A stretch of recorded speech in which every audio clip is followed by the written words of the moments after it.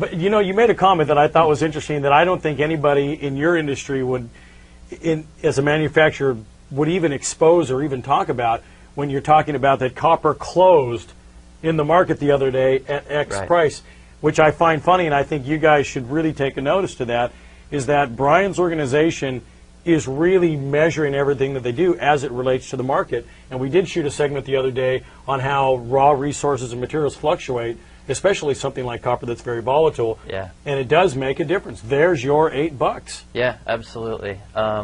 We hate to see it. It's the kind of stuff that that's happening. If you combine that with some of the issues as far as skimping on safety ratings, using 100 megahertz instead of 300 megahertz instead of 350, so on and so forth, you really start to make sense of this. So when you guys are in the marketplace and you're seeing people float those really ridiculous prices per bundle on average, how much different is it than say where it's supposed to be?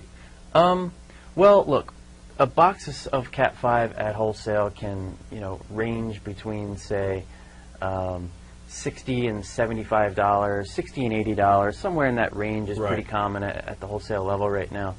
And it's not uncommon to see $15 differences, guys that are $15 lower out there within the marketplace. And look, there's just not that much copper in here. There's probably about 13.5, maybe 14 pounds of copper in a bundle of Cat 5.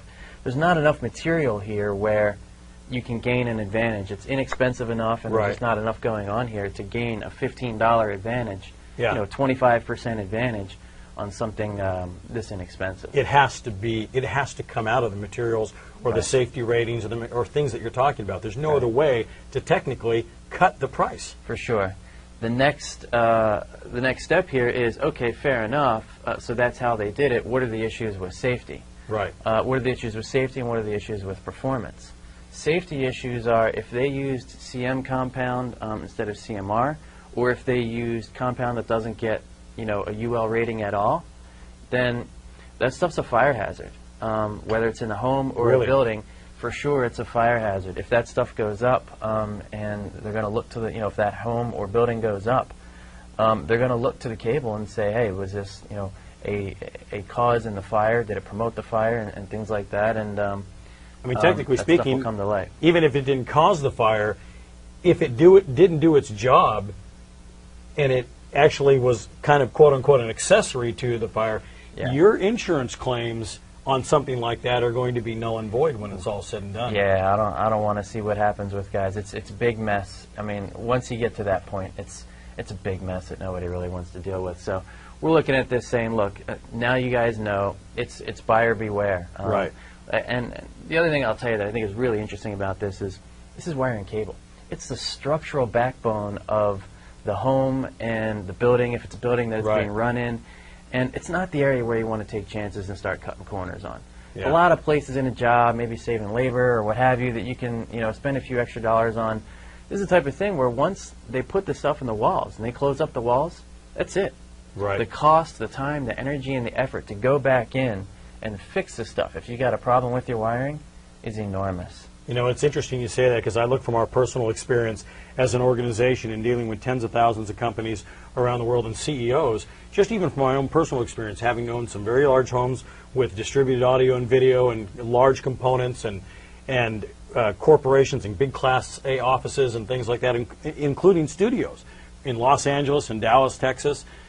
You don't want to skimp on kind of the information foundation and the core components of what you do. You could buy a little lesser component, you could put in a little different flooring, but this is not where you want to skimp. And we're not talking about big dollars for getting the right stuff. Right. It's a few dollars difference typically if guys are, it can range. It can be as much as, $15 or more if they're using CCA, probably possibly even more than that.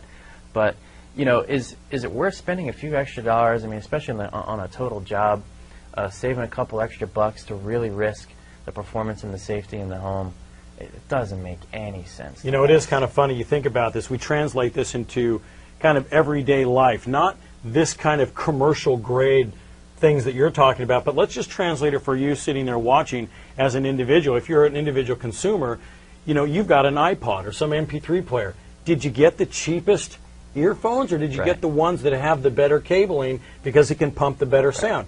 When you hooked up your stereo components, even if you don't have a big home theater system, did you go in and buy the better cable with the better connectors, or what you perceive to be the better connectors? I know in recording music, you can have a less expensive amplifier, a less expensive guitar, some less expensive effects, but almost without exception, when it's all said and done, whether it's live or recording, Yeah. you never skimp on the cabling. It's like buying Advil instead of ibuprofen. Right. Most people, when they're sick and it matters and it's important and they need to get better, they're going to buy Advil. Right. They just don't want to take the chance. This is the Advil of cable. It's not an area where you want to take the chance. And here's the last thing I'll tell you that I think is pretty interesting for me is, look, the installers that are installing this stuff, they're standing in front of the homeowner or the business owner, and they're Right. saying, look, I'm the guy to use. I'm going to put the right equipment in your home. I'm going to do the right design, the right engineering. Rely on me to do this job right and do it the way it's supposed to be done. Correct. To look a guy in the eye and say, this is why I'm the right guy, and then put, some of that kind of cable that we were looking at a minute ago in the house, it's just not right. It's not the right way to go. I think guys, if they're going to put themselves out there as we do the job right, they need to really do the job right. So, last question. If you're giving, how do people who are first dealers or distributors, how do they know the difference between that? What are some questions or things they can look for? And then secondly, if you're a consumer putting this in your office, you're an architect, whatever that may be, or if you're an individual homeowner putting something like this into your home, how do each one of those individual groups of people, how do they know what to look for, or how can they demand the right kind of stuff? It's tough for them to really know. You're right, and I think one of the only ways you can do it is if, it's like we talked about Advil a second ago. If you know Advil is the right brand for, and that's the way to go, that's going to have what you need to get out of it, that's the one you get. We think ICE is that brand. If you want to be sure that you're getting the right stuff for your home that's going to deliver what you're paying the money for, ICE is the brand to get. It's the safe way to do it. If you're not sure, look, guys aren't going to bust out measuring tools to check and see if their Cat 5 or their 14.2 or whatever is what it's supposed to be. They're just going to have to take the installer's word for it. I mean, technically you could measure this stuff, but nobody's going to go that far. No, but if you were serious and you wanted to see if someone, because honestly, I think it's a matter of integrity. It doesn't take very long for you as, like I said, an architect who's dealing with a significant number of very, very big details, or even a homeowner that's putting this kind of stuff in their home. It's not that difficult to say, listen, what are some of the, tell me about the details and materials you're using. Yeah. Are you at this rating or this particular hertz, or are your things scoping out at this particular amount of copper? Right. I mean, not that it's a big deal, but just the ability to ask it and see what a manufacturer or a dealer who's using maybe something not made by ICE, see what they even say. Because honestly, my personal opinion is that if the individual you're talking to doesn't know their own specs, I mean, let's be realistic. If you ask them about their stuff and you get someone who's a little defensive and a little shaky, you might know it's worth looking a little closer into. Well, that's what I'm saying, because I've asked you guys, and you guys know your specs inside and out without exception. And I think with most people were to even ask a couple of questions, the people that they're dealing with wouldn't be able to come back with a legitimate answer. Right. And you have to be concerned. It's like we said, you can't lie in specificities. You can lie in generalities. And that's what Headlines is all about, because unfortunately it does happen, and it's understandable with this kind of economy. People are trying to make a little bit more money. They're trying to try to stay alive and survive, and it sometimes leads to maybe some little more dastardly type of business dealings. Yeah, for sure, for sure. Look, and the last thing in closing that I'll tell you that I think is really important here is guys may look at this and say, well, all right, great, so how much does your Cat 5 cost? Or how much do your other cables cost? How does price factor into this, for you guys? For us, we like to say our pricing is below market pricing, which essentially means that if you look at where our numbers are, Cat 5 as well as all the other SKUs, consistently over a period of time, you'll find that we're less than the competitors. We do a tremendous amount of studies on these things, and we know where they are and where they've been over the course of many years. And we can say with confidence that in the years past and certainly in the years going forward, you're going to be, in buying with ICE, you're going to be less than where the other guys are selling it for in the market. Right. For legitimate products.